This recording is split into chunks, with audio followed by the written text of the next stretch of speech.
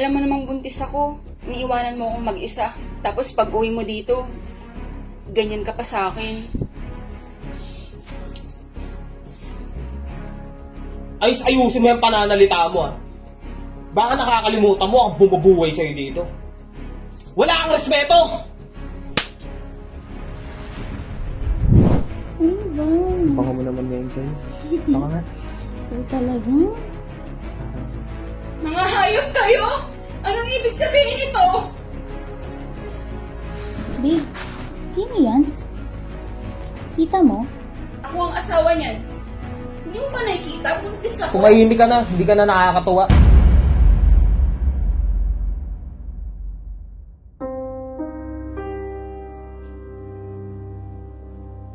Sino tong kachat mo?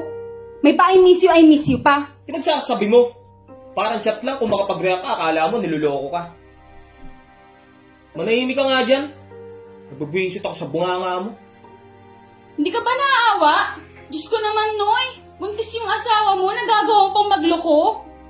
Akin na nga yung cellphone ko. Pakilamera ka talaga eh, no? Diyan ka na nga, punyeta ka.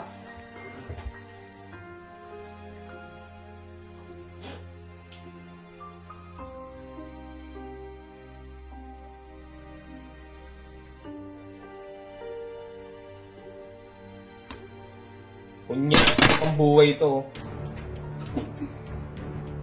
Sorry, B. Ano ba to? Hindi ka man lang nagluto? Hindi papakain mo sa akin, damo. Teka lang naman, B. Kumalma ka naman muna. Ako nga kanina pa ako nag-aantay sa'yo eh. Alam mo namang buntis ako. Iniiwanan mo akong mag-isa. Tapos pag uwi mo dito, ganyan ka pa sa akin.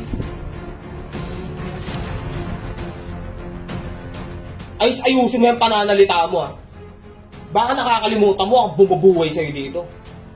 Wala kang respeto!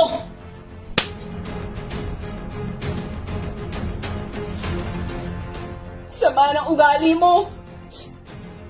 Alam mong buntis ako, sasaktan mo ako.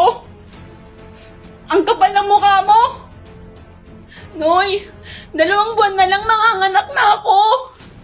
Imbis na alagaan mo ako, yung anak natin, ganyan gagawin mo sa akin.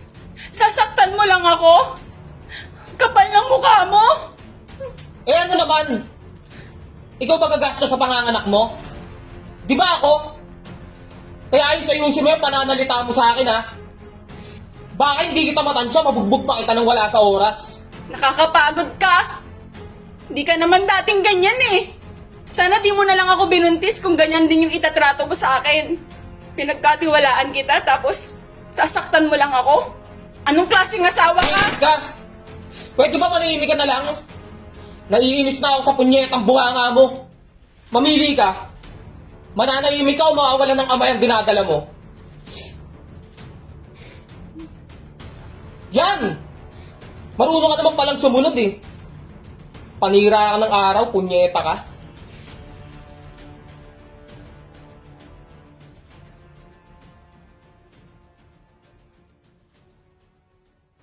Kumusta ka naman, be? Hoy, kumusta ka naman? Okay lang. Mamatay? Si Noy kasi sinasaktan ako eh. Ha? Bakit? Nung una, nakita ko yung cellphone niya. May kausap siyang ibang babae. Tapos, nito lang, yung pag-uwi niya, imbes na kamustahin niya ako, nagalit pa siya sa akin. Dahil naabutan niya akong nagpapahinga. Ayun, sinaktan niya ako. Grabe naman yung asawa mo, bes. Niloloko ka na, sinasaktan ka pa. Ba't di mo nalang iwan? Alam mo kung ako sa'yo, iiwan ko yan. Okay lang sa akin mawalan ng asawa kaysa ng anak. Mahal ko kasi siya eh. Kaya, kahit anong gawin niya, mangyari, tinatanggap ko. Tsaka, isa pa, ayoko rin mawalan ng tatay yung anak namin eh. Di ba alam mo naman yan, Bes? Na pangarap ko magkaroon ng isang buong pamilya. Alam mo, be, support naman ako sa iyo eh. Kahit sinong babae naman, na gusto ng maayos at buong pamilya. Pero bes, kung niloloko ka na at sinasaktan ka pa, iwan mo na. Hindi na tama yan. Abe, kailangan ko na palang umuwi. Gabi na rin. Ano ko, bes? Sige na nga. Ingat ka ha. Buntis ka pa naman.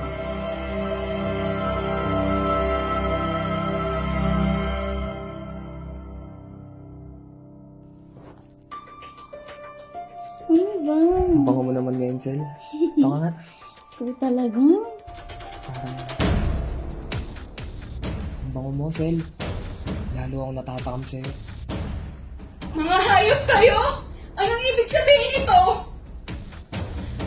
Kakapal ng mga mukha ninyo. Babe, sino yan? Kita mo? May babae. Ako lang naman yung asawa ng kinakalantari mo. Hoy, manahimik ka. Wala kang pakialam sa kung anong gusto kong gawin. Storbo ka talaga no? Asawa mo pala yan? Akala ko katulong. Kapal naman ng mukha mong basusin ako sa loob ng pamamahay ko. At oo, ako ang asawa niyan. Hindi mo ba nakikita? Buntis ako. Tumahimik ka na, hindi ka na nakakatuwa. Tara na nga, umalis na tayo dito. Bago ba ako makapalakit dito. Ayokong makikita yung pagmumukha mo kahit kailan. Tapos na tayo. Tara na nga.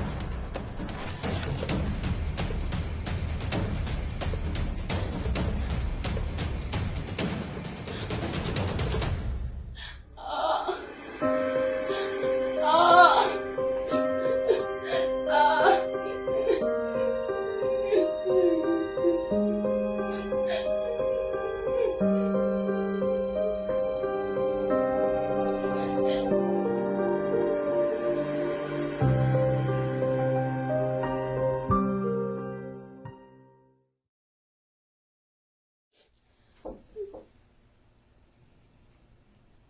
B, patawarin mo ako. Nabalitaan ko yung nangyari. Kapal naman ng mukha mo, magpakita ka pa sa akin. Matapos mo kaming iwan ng anak mo, ngayon pupunta ka dito, hihingi ka lang ng tawad. B, patawarin mo na ako. Alam kong malaki yung kasalanan ko. Pero yung babae na yun, iniwan ko na yun. Kasi ikaw talaga yung mahal ko. Alam mo, napakahayop mo eh.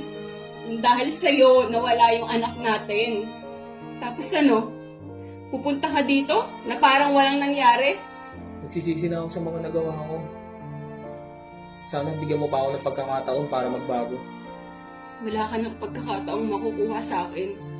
Mas pinili mo yung kabit mo kaysa alagaan ako at yung magiging anak natin.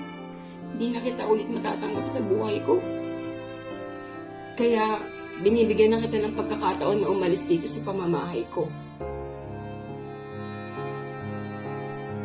Ako naman ngayon yung magsasabi sa'yo, wag na wag mo nang ipapakita yung pagmumukha mo sa akin kahit kailan. Dahil wala kang kwentang asawa. Ama, makakaalis ka na. Alis! Malis ka na dito!